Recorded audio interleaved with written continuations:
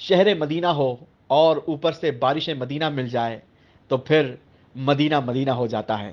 کچھ دیر پہلے موسلا دھار بارش برسی ہے اور اہل مدینہ اور جتنے بھی عازمین ہیں انہوں نے اس بارش کی خوب برکتیں بھی سمیٹی ہوں گی اور اس سے لطف اندوز بھی ہوئے ہوں گے۔ آج ہم بڑی ہی بابرکت اور مبارک ہستیوں کے قدموں میں موجود ہیں۔ یہ وہ بابرکت اور مبارک ہستیاں ہیں جنہوں نے احد کے مارکے میں شہید ہونے کا شرف حاصل کیا۔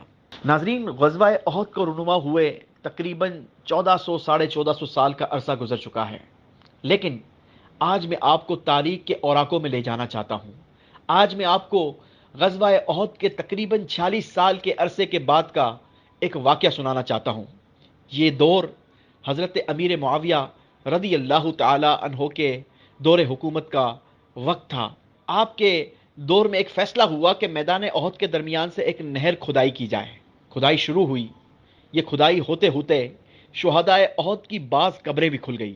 اب اہل مدینہ اور دوسرے لوگوں نے دیکھا کہ شہداء اکرام کے کفن بھی سلامت ہیں، بدن بھی تر و تازہ ہیں، اور انہوں نے اپنے ہاتھ زخموں پر رکھے ہوئے ہیں۔ جب زخم سے ہاتھ ہٹایا جاتا تو تازہ خون نکل کر بہنے لگتا، یوں معلوم ہوتا کہ پرسکون نیند سو رہے ہیں۔ اللہ اکبر! اسی کھدائی کے دوران اتفاق سے ایک شہید کے پاؤں میں بیلچہ لگ گیا، جس کی وجہ سے زخم سے تازہ خون کے فوارے جاری ہو گئے۔ یہ شہید کوئی اور نہیں بلکہ نبی پاک صلی اللہ تعالی علیہ وسلم کے معزز چاچا اور رضائی بھائی سید الشہداء امیر طیبہ سیدنا امیر حمزہ بن عبد المطلب رضی اللہ تعالی عنہ تھے۔ آپ رضی اللہ تعالی عنہ کی کنیت ابو عمارہ ہے۔ آپ کو شمشیر زنی، تیر اندازی اور پہلوانی کا بچپن ہی سے شوق تھا۔ سیر و سیاحت کرنا، شکار پر جانا، یہ آپ کا من پسند مشغلہ تھا۔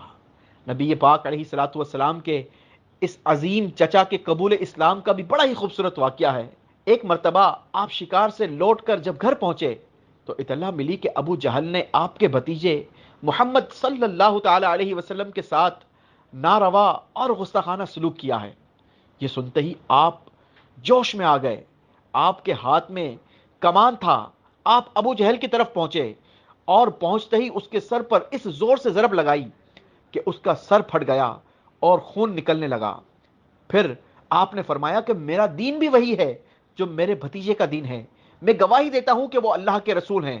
اگر تم سچے ہو تو مجھے مسلمان ہونے سے روک کر دکھاؤ۔ اب آپ نے کرتے تو یہ بات کر ڈالی، لیکن جب آپ گھر لوٹے تو شیطان نے وسوسہ ڈالا کہ تمہارا شمار قریش کے سرداروں میں ہوتا ہے، کیا تم اپنا دین تبدیل کر لو گے؟ بڑی بے چینی کے عالم میں یہ رات گزری۔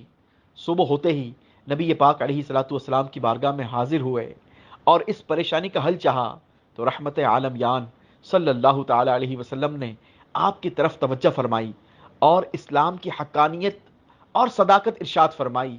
ابھی چند ہی لمحات گزرے تھے کہ آپ کے دل کی دنیا جگمگ جگمگ کرنے لگی اور زبان پر یہ کلمات جاری ہو گئے، میں گواہی دیتا ہوں کہ آپ سچے ہیں۔ نبی پاک علیہ الصلوۃ والسلام کے ہاتھوں پر آپ نے اسلام قبول کیا۔ ناظرین، یہ وہی نبی پاک علیہ الصلوۃ والسلام کے چچا ہیں کہ جن سے نبی پاک علیہ الصلوۃ والسلام بے حد محبت کیا کرتے ہیں۔ آپ کے بارے میں فرمایا کرتے تھے کہ میرے چچاؤں میں سب سے بہتر حضرت حمزہ رضی اللہ تعالی عنہ ہیں۔ ایک بار کا واقعہ ہے کہ ایک جانثار صحابی آقا کریم علیہ الصلوۃ والسلام کی بارگاہ میں حاضر ہو کر عرض کی کہ یا رسول اللہ صلی اللہ علیہ وسلم، میرے گھر لڑکے کی ولادت ہوئی ہے، میں اس کا نام کیا رکھوں؟ تو رحمت عالم یان صلی اللہ تعالی علیہ وسلم نے ارشاد فرمایا، لوگوں میں مجھے سب سے زیادہ اپنے چچا حمزہ سے محبت ہے، لہٰذا انہی کے نام پر اپنے بچے کا نام رکھ لو۔ ناظرین، اگر بات کی جائے آپ رضی اللہ تعالیٰ عنہ کے کارناموں کی تو تاریخ کی کتابیں اس سے بھری پڑی ہیں۔ آپ رضی اللہ تعالیٰ عنہ رمضان المبارک سن 1 ہجری میں 30 سواروں کی قیادت کرتے ہوئے اسلامی لشکر کا سب سے پہلا علم سنبھالنے والی شخصیت ہیں۔ اگرچہ اس وقت لڑائی کی نوبت نہ آئی، لیکن تاریخ میں اسے سریہ حمزہ کے نام سے جانا جاتا ہے۔ سن 2 ہجری میں حق و باطل کا جب پہلا معرکہ میدان بدر میں پیش آیا تو آپ رضی اللہ تعالیٰ عنہ بڑے جوش اور جذبے کے ساتھ شریک ہوئے اور مشرکین کے کئی سرماؤں کو ٹھکانے لگایا۔ آپ انتہائی بہادر اور اپنے سر پر شتر مرغ کی قلگی سجائے ہوئے تھے، جبکہ دونوں ہاتھوں میں تلواریں تھامے اسلام کے دشمنوں کو واصل جہنم کرتے اور فرماتے جاتے میں اللہ اور اس کے رسول کا شیر ہوں۔ اور ایسا ہی ہے، کیونکہ آپ کو اللہ کے رسول صلی اللہ تعالی علیہ وسلم نے بھی اسد اللہ فرمایا، اسد الرسول فرمایا۔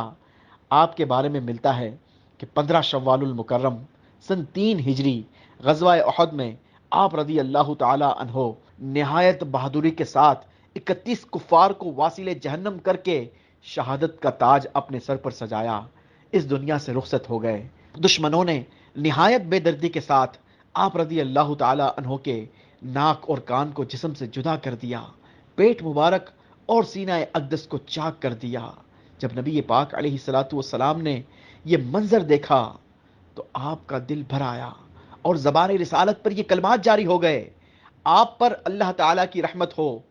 یہ آپ کے قرابت داروں کا سب سے زیادہ خیال رکھتے اور نیک کاموں میں پیش پیش رہتے۔ سیرت اور تاریخ کی کتابیں اس پر گواہ ہیں کہ جب آپ کا جنازہ ہوا تو نبی پاک علیہ الصلوۃ والسلام نے آپ کو مخاطب کر کے فرمایا، یا حمزۃ یا عم رسول اللہ و اسد اللہ و اسد رسولہ، یا حمزۃ یا فاعل الخیرات، یا حمزۃ یا کاشف البرکات، یا حمزۃ یا ذابا عن وجہ رسول اللہ صلی اللہ علیہ وسلم۔ اے حمزہ، اے رسول اللہ کے چچا، اللہ اور اس کے رسول کے شیر، اے حمزہ، اے بھلائیوں میں پیش پیش رہنے والے، اے حمزہ، اے رنج و ملال اور پریشانیوں کو دور کرنے والے، اے حمزہ، رسول اللہ کے چہرے سے دشمنوں کو دور بھگانے والے۔ شہدائے احد میں سب سے پہلے آپ کی نماز جنازہ ادا کی گئی، پھر ایک ایک شہید کے ساتھ بھی آپ کی نماز پڑھی گئی، جبکہ ایک اور روایت کے مطابق 10 شہیدوں کی نماز ایک ساتھ پڑھی جاتی اور ان میں آپ بھی شامل ہوتے۔ یوں اس فضیلت میں آپ رضی اللہ تعالی عنہ یہ منفرد ہیں اور کوئی آپ کا شریک نہیں۔ جبل احد کے دامن میں آپ رضی اللہ تعالی عنہ کا مزار مبارک قائم ہے۔ اعلیٰ حضرت نے آپ کی شان میں لکھا، ان کے آگے وہ حمزہ کی جاں بازیاں، شیر غران سطوت پہ لاکھوں سلام۔ اللہ کریم آپ کے مزار مبارک پر برسنے والی رحمتوں اور برکتوں میں حصہ عطا فرمائے۔